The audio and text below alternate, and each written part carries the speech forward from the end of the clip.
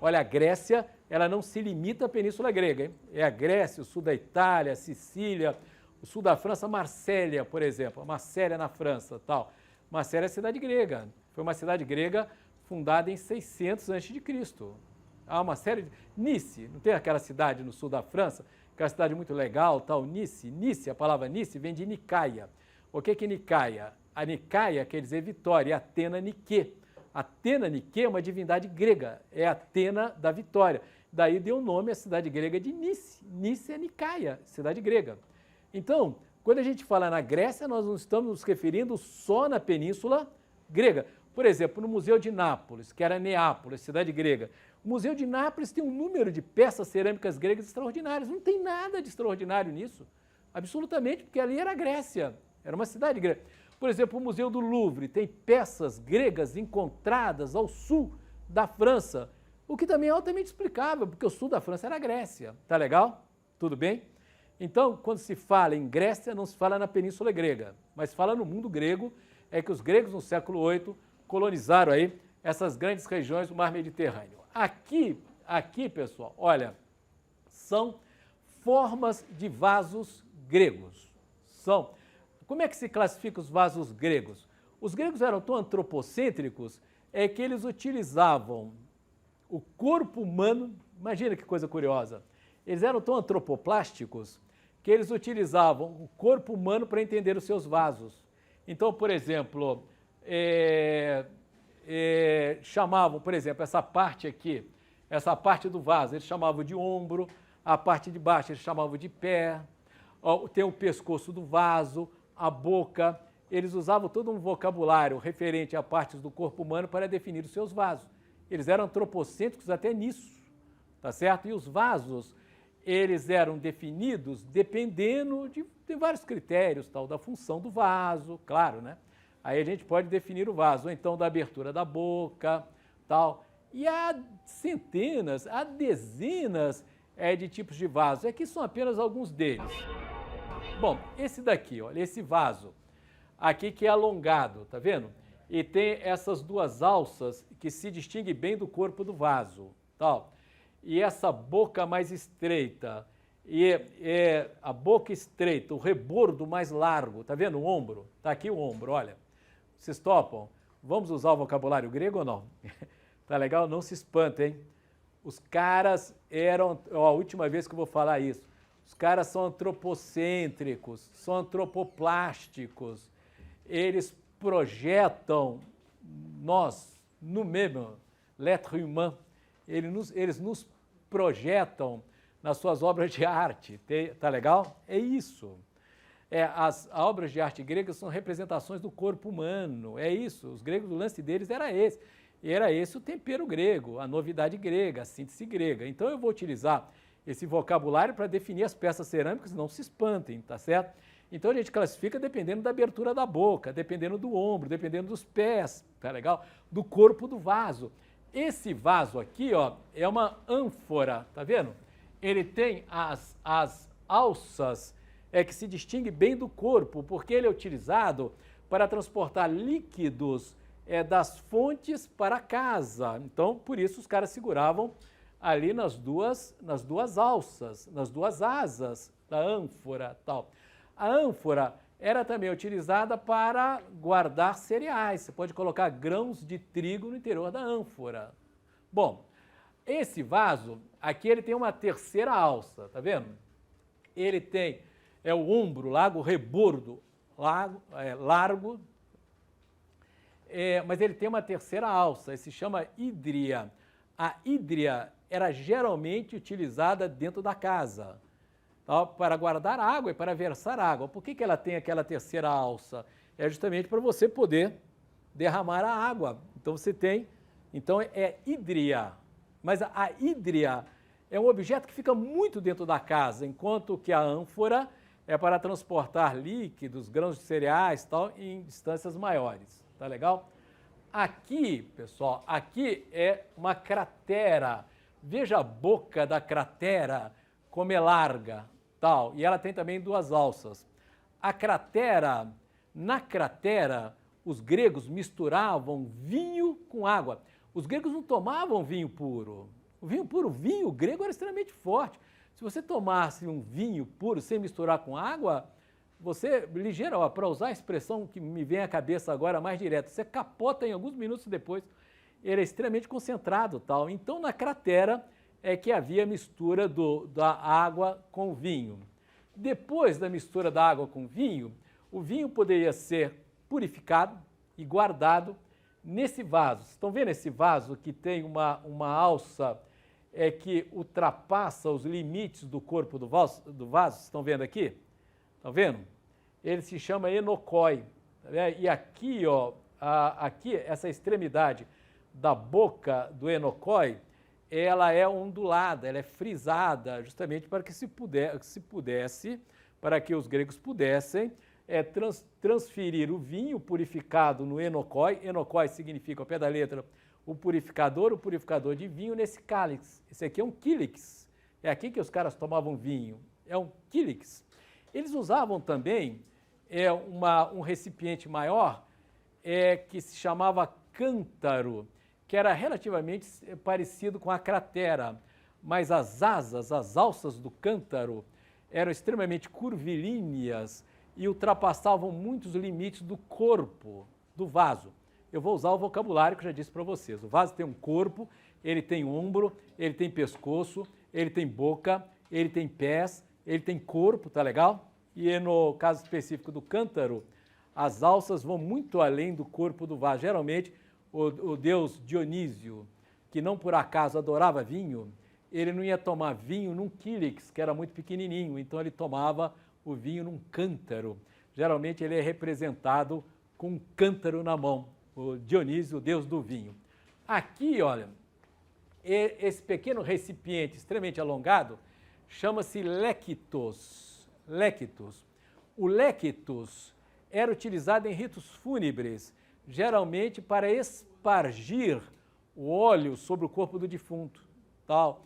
Ele tem essa forma, tá vendo? Ele é extremamente estreito e longilíneo, e naquele espaço ali havia algumas referências ao defunto, à pessoa morta, etc. Tal. Ele não era só utilizado em rito fúnebre, era utilizado para guardar óleos, em geral, bálsamos, sabe, bálsamos, líquidos que você coloca sobre a ferida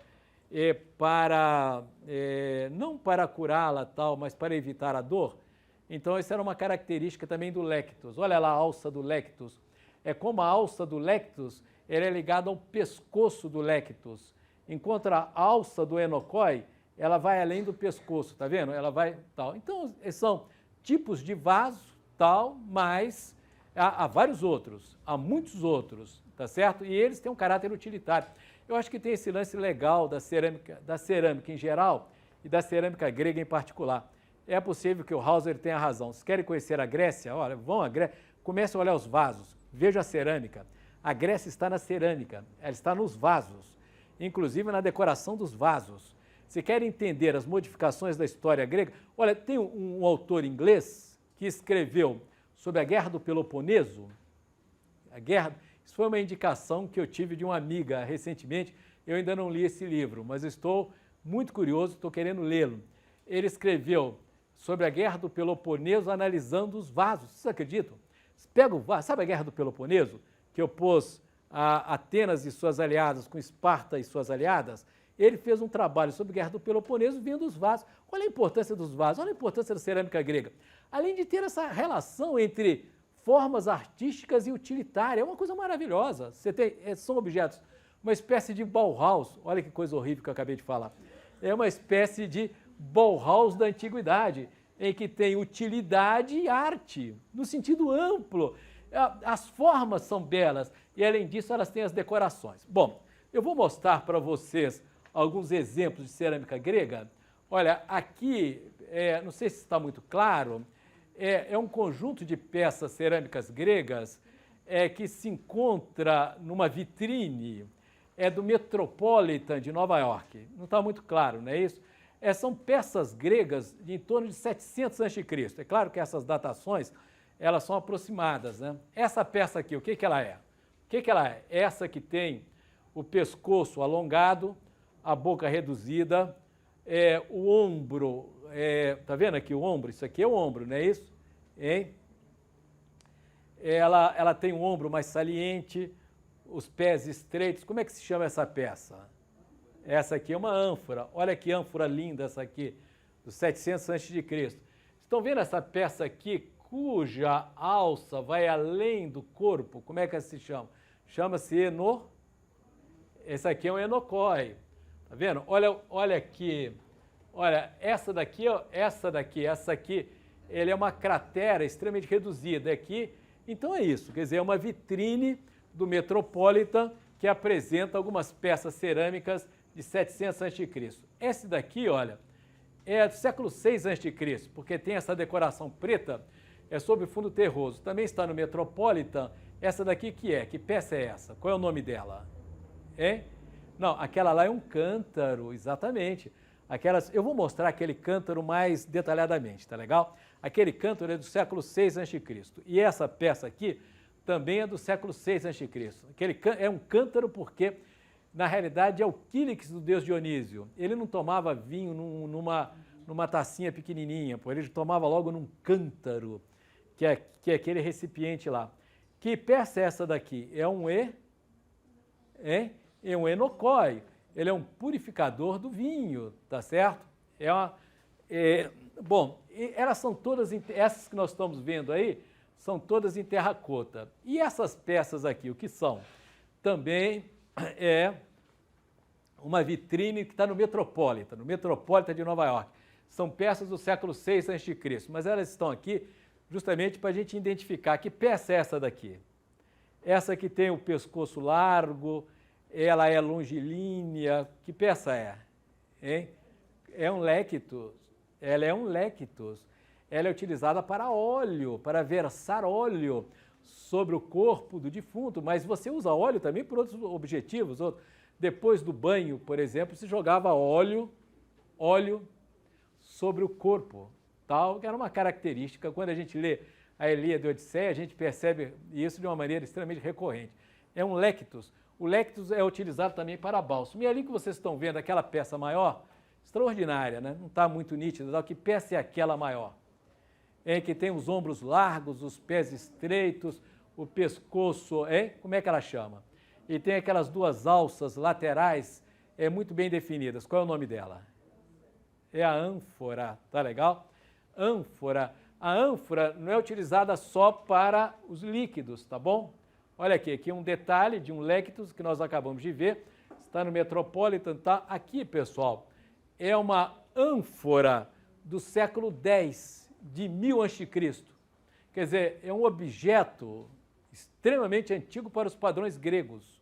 Ela está no Museu Britânico, no British Museum, tá vendo? Ela é pequenininha, ela é extremamente pequenininha, ela não é muito, essa ânfora, ela não é muito grande, mas toda a decoração, estão vendo o friso principal da ânfora? Toda a decoração dela é geométrica, tá vendo aquelas linhas sinuosas e tal? E tem aquele padrão xadrez ali do ombro. E tá vendo o friso principal? Aquela linha sinuosa do friso principal? Então, a princípio, a decoração da cerâmica grega ela era toda abstrata, absolutamente abstrata. Bom, é uma ânfora do século X a.C. Aqui é um vaso do século 9 a.C., cujo friso principal também apresenta uma decoração abstrata, tal, também no ombro, tal.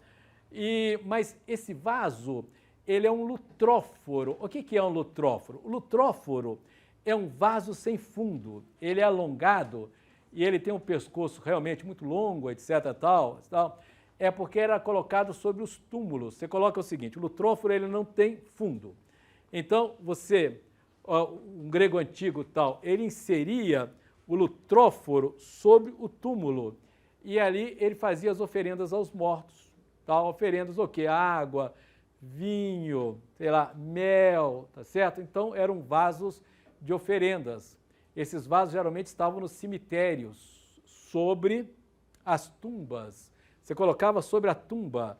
E ali, e por isso que ele tem esse caráter aí longilíneo, ele é um lutróforo. Mas há um conjunto de lutróforos extremamente interessantes, característicos. Não, bom, eu ainda não cheguei lá, eu tinha esquecido dessa peça. Que peça é essa? Olha que peça linda. é de 700 a.C. Novamente é o Metropolitan. Se vocês me perguntarem por que tantas peças do Metropolitan, porque dessa vez eu fui ao Metropolitan e não perdi a viagem. Eu resolvi fotografar. Vocês vão dizer o seguinte, mas por que você não pega na internet? Porra, não é a mesma coisa, né? E depois nem todas as peças estão na internet. Antes eu tinha umas imagens do Louvre e tal. Que vaso é esse? Quem é capaz de definir esse vaso? É que ele está aqui numa escala maior, numa outra dimensão, não está? Hein? Veja a alça. A alça ultrapassa o corpo do vaso ou não? O que ele é? Ele é um enocói, ele é um purificador do vinho. Bom, as classificações, há muitos tipos de vasos sobre os quais a gente não está se referindo. Esse é lindo, tal. Esse é um vaso do final do século VIII a.C. Sabe o que ele é? É um lutróforo. Ele não tem fundo. Ele é colocado sobre o túmulo. Então, e aí, na boca do lutróforo, os gregos faziam suas oferendas, como eu disse para vocês. Mas aqui, realmente, apareceu uma novidade. Qual foi a novidade? Porque a decoração dos vasos até esse momento era extremamente abstrata. Era decoração geométrica, não era geométrica? Agora, nesses lutróforos, lá do final do século VIII, começam a aparecer a narrativa nos frisos centrais, nos frisos principais. Aqui não está muito visível, mas nós vamos ver outros vasos tal em que, na realidade, esse caráter narrativo vai ganhando os frisos centrais, tá certo? No caso, muitas vezes não, sempre, esse caráter narrativo se refere à vida do morto. No caso específico, aqui um navio, olha, há uma cena de batalha, tá vendo aqui? Possivelmente esse lutróforo, ele não tem fundo tal, ele era colocado sobre o túmulo de alguém que se distinguiu numa batalha naval. É por isso que tem essa representação. Agora, a representação abstrata e geométrica continua, olha lá. Continua na boca do vaso, nos pés, tal, só esse friso central que vai ganhando um caráter narrativo. Mas por que ocorre isso? Por que ganha um caráter narrativo? Por uma série de razões, entre os quais que a partir do século VIII, esses vasos são do século VIII, a Grécia reata as suas relações com o Egito. E aí há toda uma figuração grega nos vasos, repetindo cânones artísticos egípcios. Querem ver? Olha, veja, esse também, lá do final do século VIII, está no Metropolitan. Vocês estão vendo esse friso central? Aqui, olha. Está vendo? São figuras pretas, tal, sobre fundo terroso. E lá na borda, lá na boca do vaso, tá, olha a decoração abstrata e decoração geométrica. E aqui no pé do vaso também, tá vendo? No pé do lutróforo. Mas aqui há uma descrição, uma narrativa. São cavalos, guerreiros. Aqui tem um morto, tá vendo? Aqui o morto no ataúde, essa figura retangular, tal. Então, só que aqui são as carpideiras. As carpideiras eram na Grécia Antiga as mulheres que pranteavam o morto. A função delas era ir nos velórios e se escabelarem, chorarem, tal. Isso era uma função que elas cumpriam. Mesmo que ela não estivesse sofrendo, elas tinham que gritar, se atirar no chão. Essas eram as carpideiras gregas. E ali nós temos, ali em cima, as carpideiras e no friso central o cortejo dos carros, o que demonstra que era um guerreiro, um nobre grego, porque quem combatia com os carros eram os nobres. No caso específico de Atenas, eram os eupátridas. Mas o que interessa para a gente é que no friso, olha o friso central, um detalhe daquele vaso anterior, olha que beleza, a representação dos cavalos a partir do seu ângulo, olha que beleza, que maravilha essa decoração desse lutróforo do final do século VIII a.C., que está no Metrópolis, está em Nova York. Olha, a representação do cavalo a partir do seu ângulo de maior visibilidade. Como você tem que reproduzir cada parte a partir do seu ângulo de maior visibilidade, então o artista, ele multiplicou as patas dos cavalos, está vendo? Olha aqui, 8 patas, tal, as cabeças dos cavalos, aqui as rédeas, aqui tem um carro do combatente, olha aqui, um guerreiro representado de frente, com rosto de perfil, pernas de perfil, esse outro condutor de carros, olha esse cavalo que lindo, tal. Aliás, são vários cavalos, são 3 cavalos, por isso que tem essa multiplicidade de pernas e de pescoço, tá vendo? Representado o tronco de frente membros de perfil, tal, rosto lateralmente, que são os princípios da figuração egípcia. São pequenas figuras em preto, no friso principal, sem que a decoração abstrata ou geométrica tenha deixado de existir. Isso aqui é um detalhe do mesmo vaso, eu acho fabuloso, eu acho extraordinário. Olha, tá vendo lá as carpideiras, o friso principal, a decoração geométrica, olha aqui a decoração nesse friso, que linda, tal, tá certo? Tudo bem? E todo esse princípio da figuração egípcia. Aqui, pessoal, olha, é novamente um lutróforo desse período que está no Metropolitan, que talvez seja a peça grega do Metropolitan a mais importante. Chama-se vaso do Dipylon. De quando é esse vaso? Esse vaso é em torno de 700 a.C. O que ele é? Ele é um lutróforo. O que é um lutróforo? Lutróforo são esses vasos esguios, sem fundo, que são utilizados para oferendas nos cemitérios, tá certo? Então, esse vaso tem mais de 1 metro de altura, tal, e ele está lá no Metropolitan. E ali você tem um cortejo dos carros, tá vendo? Puxado pelos cavalos, tal. E ali as carpideiras, tá vendo? São essas figuras pretas. Então, no friso principal, aparece um caráter narrativo. Só que esse caráter narrativo, ele tem aí algumas características, alguns traços específicos. Vejam esse.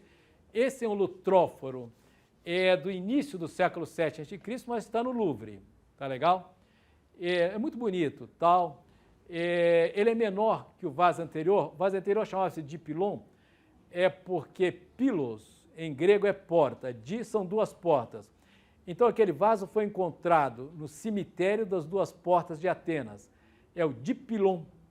Esse aqui é um lutróforo, também ático, ateniense, mas ele se encontra no Louvre e ele é do início do século VII. Porque depois do início do século VII, eles deixaram de fazer esse tipo de vaso. Bom, então, esse vaso, olha, a decoração, a ilustração, a narração, está dividida em 3 faixas. Aqui é a faixa das esfinges, aqui é a faixa das dançarinas, aqui é a faixa do cortejo dos carros, estão vendo? E entre essas faixas há decorações abstratas. E há decorações abstratas também em meio, por exemplo, às pernas dos cavalos ou das dançarinas. E aqui na alça do vaso, está vendo que a alça ela é serpentina, ela tem a forma de serpente, tanto a boca quanto a alça. Por que razão? É porque ele está fazendo uma indicação. Esse é um vaso para oferendas líquidas, o que? Leite, água, vinho, tá certo? É por isso que ele tem esse lado frisado, tanto lá na extremidade da boca quanto nas alças, tá certo? Mas tem um detalhe, pessoal, essas figuras que quase sempre reproduzem os cânones egípcios, elas não têm, vamos ver, por exemplo, o Dipylon. Olha, vejam que as figurinhas, elas são representadas a partir do ângulo de maior visibilidade, da mesma forma como a pintura egípcia. Mas elas não têm peso, hein? E todas as carpideiras repetem o mesmo movimento. E elas não têm 3 dimensões. E não há representação do espaço. Veja bem, os gestos são semelhantes, elas são figuras sem 3 dimensões, não há representação do espaço e elas não têm peso, de tal forma que elas se inserem no ornamento abstrato. Tem um caráter narrativo, mas tem um diálogo muito grande, muito próximo, tal, com as formas abstratas que caracterizavam as peças cerâmicas até então. Tudo bem? Não sei se eu consegui explicar. É narração, mas não tem peso, não tem 3 dimensões, elas repetem efetivamente os mesmos gestos. Tem até uma passagem do House extremamente curiosa. O House falou que nesse período aparece a Ilíada e a Odisseia.